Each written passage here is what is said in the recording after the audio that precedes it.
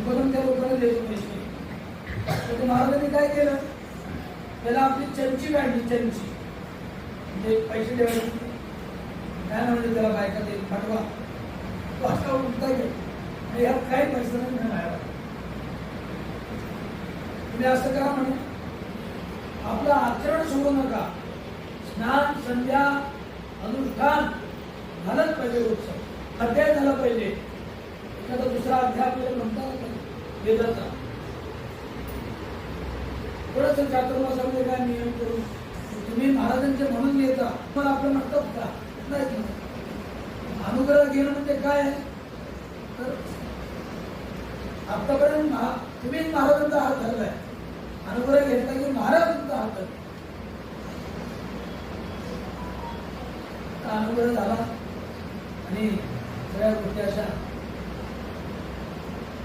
सर्व मुलांना भरपूर अभ्यास करा आणि एक गोष्ट सर्वांच्या करता, कुणी चोर नाही किंवा कुणी कोण नाही, काही नाही, पण सत्य असलं पाहिजे, जीवनामध्ये सत्य असलं पाहिजे.